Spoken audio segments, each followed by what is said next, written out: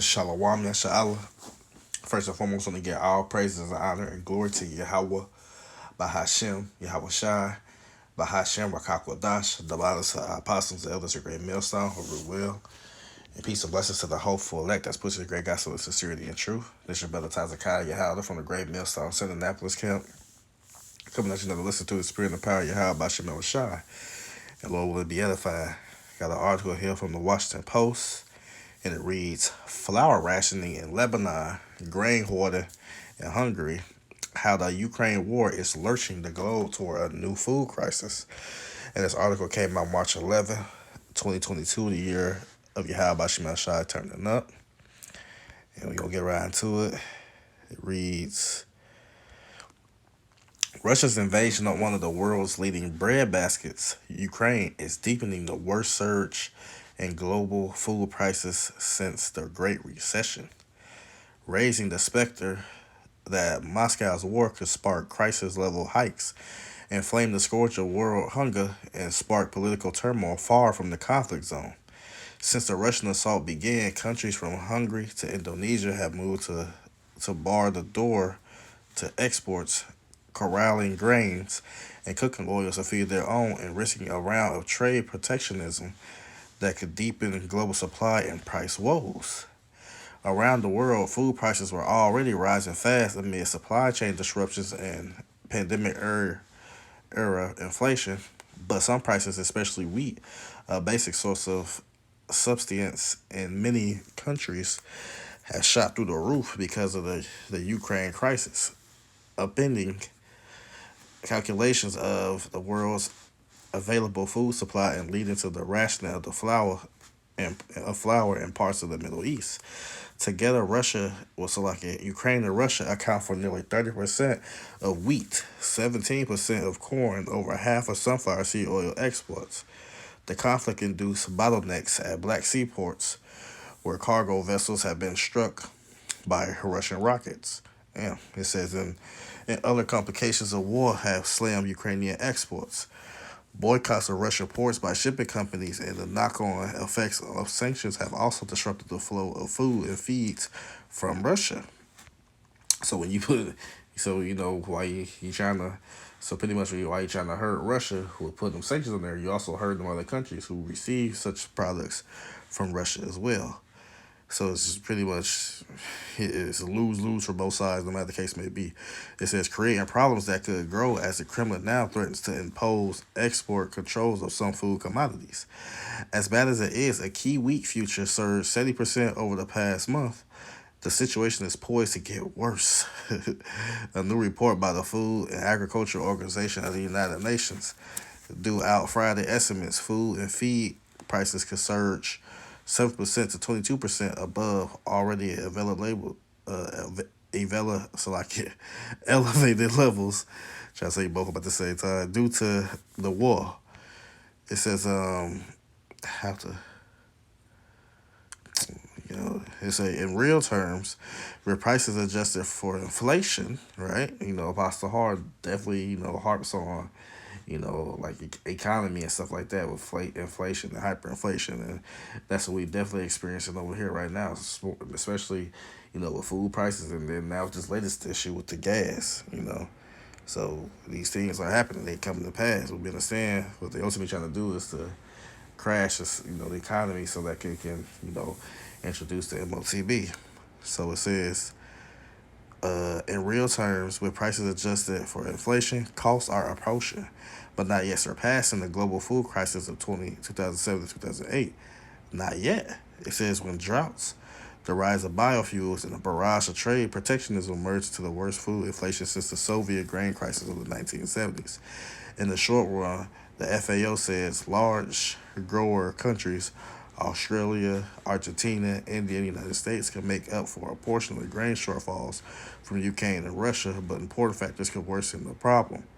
If the war halts planting in the rich black soils of Ukraine, wheat shortages will worsen in the coming months. The FAO's preliminary assessment is that due to the war, 20% to 30% of wheat, corn, and sunflower seeds will either not be planted or go unharvested during Ukraine's 2022-2023 season. Hey, And that can very much so, happen with the situations going on. Pretty much the Lord, Yahweh Shemashai is orchestrating many type of ways and facets for, a famine to be instituted here on the earth. Because that's part of prophecies. And that's part of, that's part of what's going to happen. That's part of the punishments for Yahweh Shemashai for the wickedness that this world is ran in. So when it comes to Yahweh Shemashai, you get hit by all sides, all ways and fashions and forms of his punishments that he inflict on this place, for the wickedness. It says critically, Russia is also a major exporter of fertilizer. And I just did it not too long ago because the fertilizer, that's gonna go into like how you fertilize the plants and farm land, all that and that, all the agricultural stuff. And I recently did a lesson where even like seeds and bird and animal feed and even fertilizer itself is becoming scarce. So that was what's happening over here in Babylon the Great, and now this is being spoken of happening over across the world as well. So if you think a famine of biblical proportions is not going to come, hey, keep that, keep thinking the madness and keep thinking everything just going to be all right. Lord, how about you? I'm going to show you different. It says, critically, Russia is also a major exporter of fertilizer, the price of which has already been soaring. Significant disruptions of Russian exports could see that price jump more, further driving up the cost of food production globally. Outside the West, Putin is less isolated than you might think.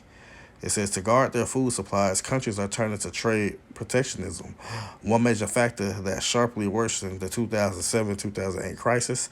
Since the Russian invasion, Indonesia has set new limits on palm oil exports to control prices. Hungary banned all grain exports last week, so you can't ask them for no grain. It said Serbia on Wednesday said it would ban exports of wheat, corn, flour, and cooking oil. You ain't getting there, they should either. On Thursday, Egypt, a country 80% reliant on Russian and Ukrainian wheat. See, people don't understand the impact that, when you over here in the West, especially over in Babylon the Great, the people be so full of pride and high-minded that, they don't really be understanding that the majority of the things that you get, the commodities you get, is made in different other countries and produced in other countries, not produced over here, at the point in time how things were. So you see in places like, say, Egypt, it's a country 80% reliant. Like that's then they're all. Then they're 100%. Their whole livelihood is reliant on Russian and Ukrainian wheat. Now, see with the war going on, it just said that that's gonna put a halt to those wheat exports. Then they're gonna be completely assed out. They gotta look for somewhere else. But then you see another country talking about some what they banning. Don't ask us. You know, it says impose controls on grain exports as the price of subsidized bread has already started to creep up. Facing a siege of its cities in a war that has seen Ukrainian tractors redeployed to haul off Russian tanks, Kiev also halted exports of meat, rye, oats, buckwheat, sugar, millet, and salt, and introduced some restrictions on wheat and corn. It says Russia. You gotta look up a lot of. You can look up what a lot of the things that are made from wheat and just corn, and just look at it, and you'll see the imports. And people say, "Well, it's just wheat and corn." Man, that's a big deal when you look into what they create and what they make. It says citing the Interfax news agency. It says may temporarily ban grain exports to a group of ex-Soviet countries as well as some sugar exports. So it's a ex-Soviet countries. Go look at the former country USSR. For example, you got like, Lithuania, Latvia, Estonia, which right now they're part of NATO. You got Uzbekistan, Kazakhstan, Turkmenistan, Tajikistan, Azerbaijan. You just going on and on. Moldova, just going on. You know. Just go look at those. So they gonna limit their exports as well. It says there are a lot of uncertainties, but if the conflict is not resolved in the short term, we could experience a situation that potentially ends with a food crisis. Maximo Torero, FAO's chief economist, told me. In some quarters, a sense of and you think these powers don't be knowing this and reading this stuff and don't be understanding this. That's how you know this stuff it's a stage, a setup that they want these things to happen. You know what I'm saying? Like if that's the case, if you would see stuff like this, then it'll make sense for the NATO allies and the forces to just back off and just let Russia do what they do. But they want these things to happen. Ultimately, the Lord want these things, want them to put the spirit on them to want these things to happen, to bring forth more prophecy, which that's what we sitting here patiently waiting and hastening. That's what we in this truth to bid, to bid the truth, the gospel. From speaking, being the mouthpiece of Yahweh Bashim Shai, telling you and prophesying what's gonna come to pass before it happens. Because we not here. That's why the scriptures speak of it. That's why they call us what the prophets of doom. What I'm saying, the scriptures say that. That's real quick. What the scriptures say. I'm just gonna use this. The prophets that been before me, right here, that been before me, right here. Jeremiah 28 verse 8. The prophets that have been before me and before thee of old prophesy both against, key word, against, not for your part, not on your side, not allied, not have a mutual agreement, no, against many countries and against kingdoms of war and of evil and of pestilence. We not coming here. We not on the side of the part of anybody up of this world. Absolutely not. That's why we root. With these types of things happening with this article, that hey, all praise to Yahweh Shemel Shai. Bring this Eon down. Bring this kingdom down. Bring Esau Edom's kingdom down. Why? Because when they fall, then we rise. But going on, it says, in some quarters, a sense of panic is already building. In Turkey, a run on sunflower oil as ships carrying resupply stalled in the Black Sea saw desperate shoppers pick supermarket supplies clean, and viral videos shared on Turkish social media. Grains are global commodities. It says, and the price for flour, bread, and other foods is set to hike across the globe, including in the United States. Yeah, so, these articles be telling you, man, prices are going to keep going up and going up just because from various different crises and situations that's going on around the world. That's why you proud-ass Babylonians be thinking, oh, well, that's over there. That's going to affect me over here. That's over there. That's going to affect me over here. What always in the happiness? Things happen across the world, across the globe, come back and smack your ass in the face and got you looking stupid. And we love to see you anguished and confused, distraught, bugged the hell out. We love to see you looking like that. Through as hell, It says, but the countries most impacted are likely to be those most heavily dependent on Ukrainian and Russian wheat, including Egypt, Turkey, Bangladesh, Indonesia, Eritrea, Kazakhstan, Mongolia, Armenia, Azerbaijan, Georgia, Lebanon, and Somalia. It says, some of those are prominent nations. It says, in response to the Ukraine crisis, Syria said it will ration wheat, sugar, and cooking oil. In Lebanon, a fragile government left with 1 month's wheat supply, damn, is diverting meal flour to bread makers while it scrambles to strike new import deals from other countries, including India. See, now the countries gotta look out for us. We gotta do what we gotta do. They trying to strike new deals. Like, damn, this war is doing, messing everything up. Cause disruptions. It says, we will only be using wheat for the production of bread until we can ensure alternative sources of grain imports from Canada and others.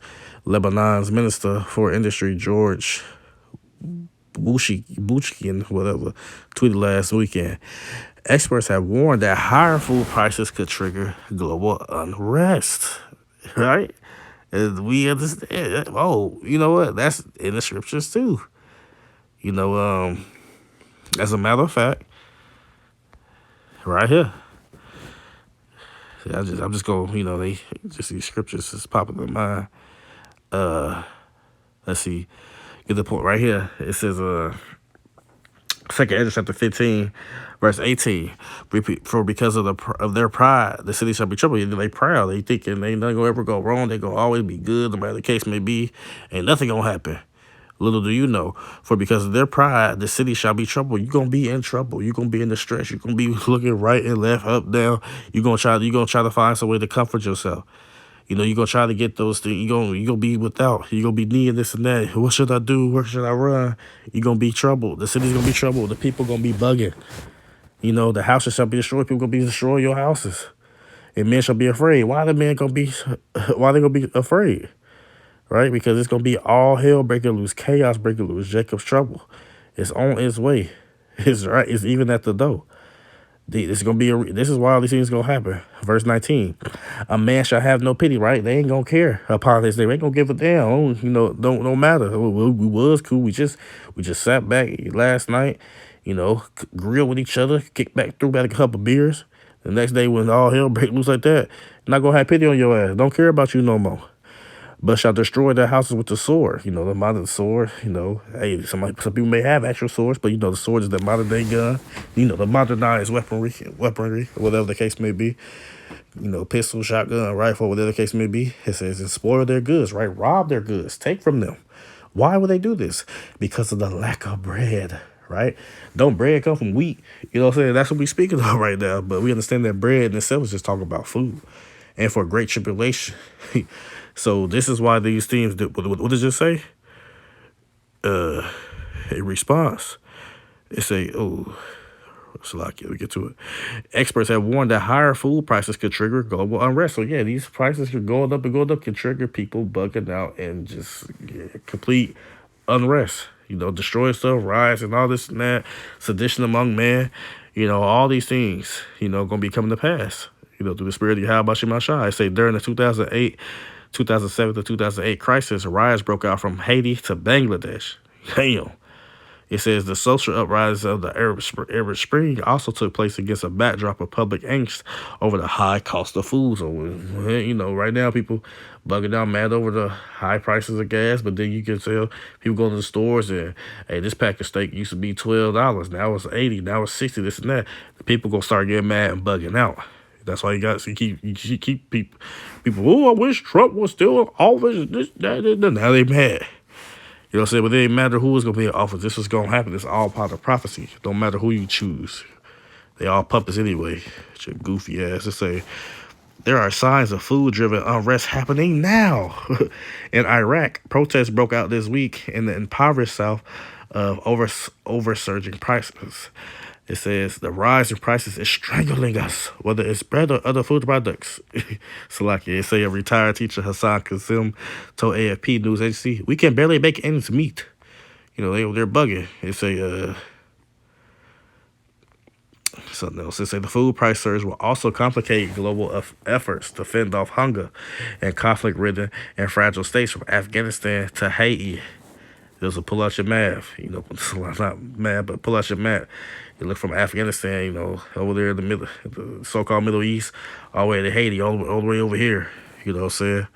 It says pandemic era inflation and supply chain woes caused dramatic spikes in food and energy costs even before the Russian invasion. So even before that was happening, it was all going up. If people have been paying attention, the prices been going up before this happened. This is a reason or cause for them to spike these up, you know, on their own accord. It says, and energy costs even before, it's making it more expensive to aid countries in crisis, even as millions across the globe fell into poverty and the risk of hunger grew. Between 2019 and 2022, the number of people at the brink of famine rose from 27 million to 44 million. That's a lot of people. People say, oh, 7.7 billion people. Man, 27 million, that's a lot of damn people.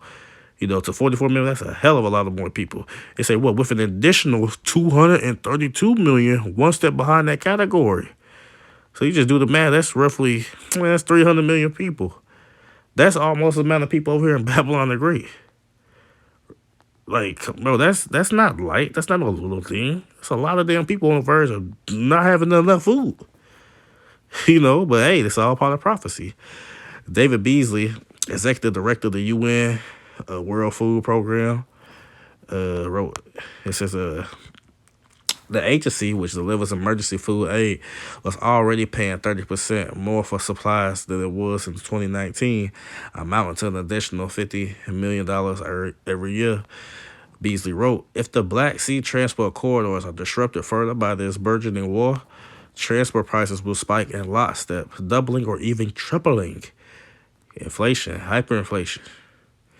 It says the WFP had already been forced to cut food rations in Yemen before Russia invaded Ukraine. Now it may have to make more cuts.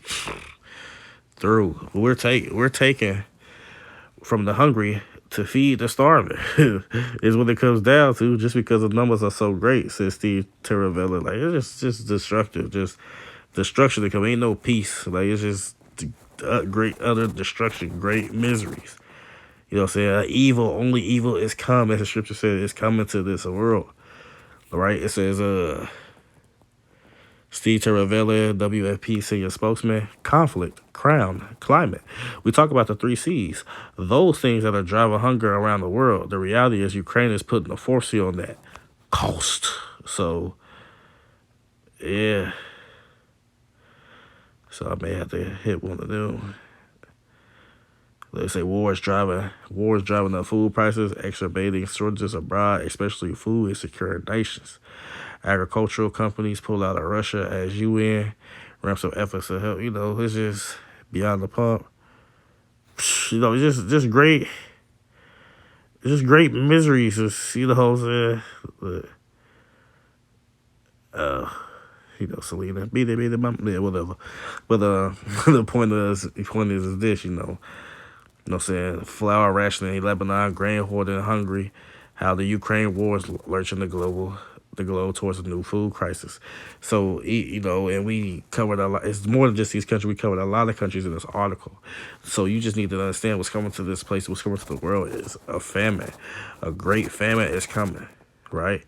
And these people, they gonna try to fight tooth and nail to try to stop these things from coming to pass. But we gotta understand this is all part of prophecy. It's gonna happen whether you want to or not, whether it was a war or not. Famine, it was gonna come.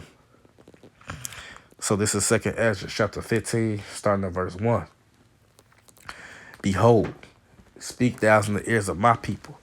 Who are the people of Yahweh Shemashah? You Israelites, you so-called Negroes, Latinos, Native Americans, and you speckled bird that look like the heathen, but your seed line go back to the 12 tribes of Israel or Jacob.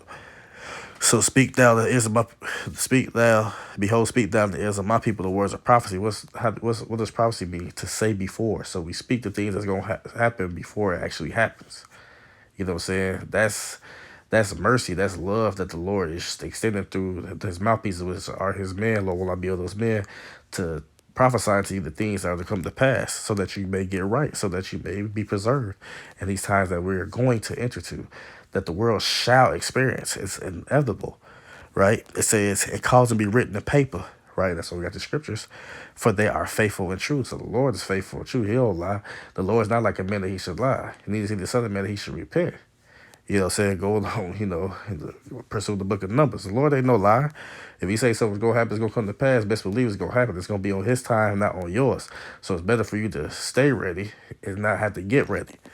You know, it says, verse 3, fear not the imaginations against thee.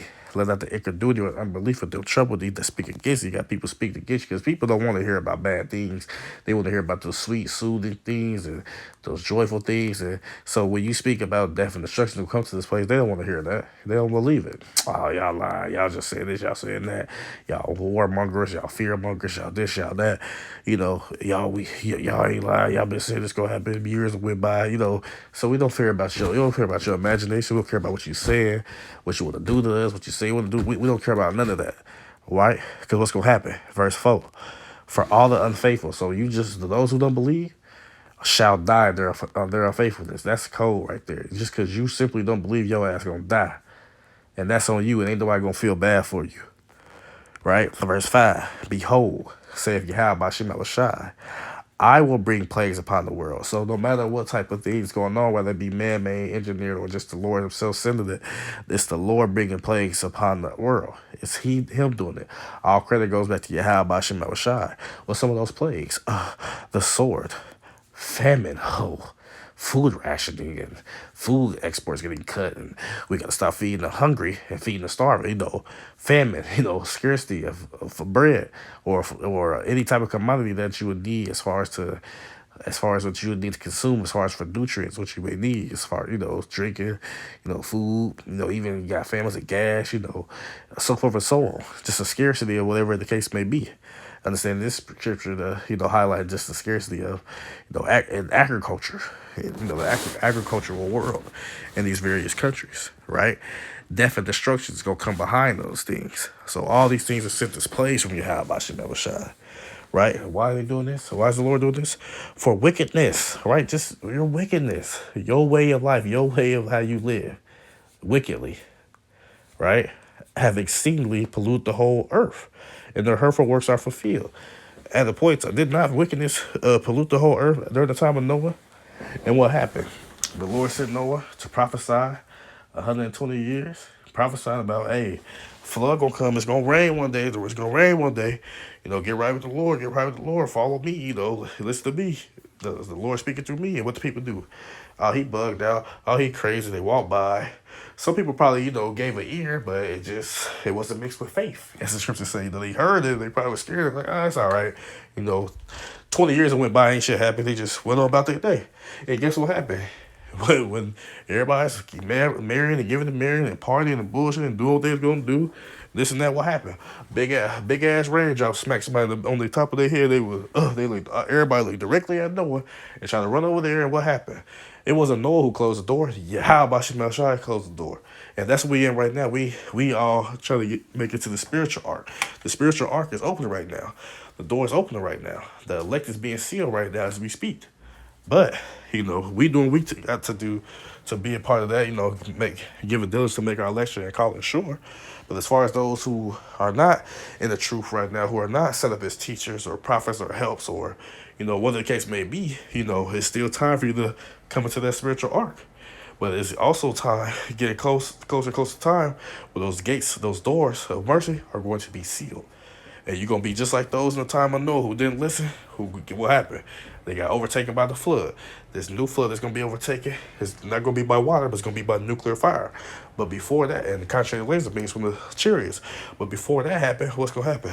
These plagues, these pestilences, these earthquakes, these famines, these wars, these rumors of wars, all these things will come to pass. So you want to you want to make it to the spiritual ark before all those things start to happen, because if not, your ass is grass. Just go keep it like that. You are through. You are finished without a hope in life. Ain't nothing is over with for you. You know what I'm saying? But this was ultimately coming. This is what the Lord's bringing. He's bringing these things to come to pass.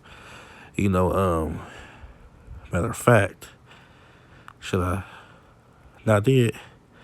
Yeah, I did read it. So like, about how this city's gonna be trouble. So, hey, why not? Second Ezra chapter 16, let's say verse 17, just go, hit not just the 19, it's a, 20. It's a, Second Ezra 16, verse 17, woe is me, who will deliver me in those days? Who gonna deliver you in those days? Man ain't gonna deliver you. Your dog Sparky not gonna deliver you. Aunt May ain't gonna deliver you. You know what I'm saying? Who gonna deliver you those days? Yahweh Shai, that's who. Right? It said, what the beginning of sorrows and great mournings. You in the time of you in the beginning of sorrows right now, and great mournings. The whole earth in itself is in the mourning state. Ain't nobody really happy. You got fake smiles and stuff like that. You get your little laughs and giggles here and there, but as a whole, the whole earth is not laughing right now. Everybody's mourning, upset. Right? The beginning of what? Famine and great death. They see how that great death follow that famine. Yeah, that's where a lot of people gonna die. So a lot of people gonna starve to death. Right? It says the beginning of wars, which is the period that we see now, and the power shall stand in fear. The powers from on high. You got the elite and even the lesser luminaries, the governors, presidents, mayors, all the case, they gonna stand in fear too. So if the elite stand in fear and then the power stand in fear, the people are, but guess who not? The men of the Lord. Those the elect not, right? They say, what shall I do when these evils shall come? I'll tell you, I can tell you for sure what you better do. You better put your trust and your faith in Yahweh Shemel Shai. That's the only thing that you can do. Because you're not going to be able to deliver yourself by any means from the flesh, from the carnal. No, you're going to have that spiritual help that's going to come from Yahweh Shemel Shai in these times that we're going to be entered to. Verse 19. Behold, so that means what? You need to seek ye the Lord while he may be found and call upon him while he is near. That's what you better be doing. You better be seeking after the Lord. Learn his name. Learn what that he requires you to do, his commandments. You do the things that he commanded you to do. You better be seeking after that. Right? Because why? Behold, famine, right? And plague, tribulation and anguish, all these things. Go look them up. They are set as scourges for amendment. They set as punishments for your correction, to get you in line, to get you right. But, verse 20, but for all these things, they shall not turn from their wickedness. So we know that the 2/3 ain't going to turn from their wickedness. Even being hit with famines and plagues and pestilence and all these and that, all the terrors, the fearful sights of the world, all these things come to pass, they not going to turn from their wickedness. They going to keep doing it. They going to keep doing their wickedness, right?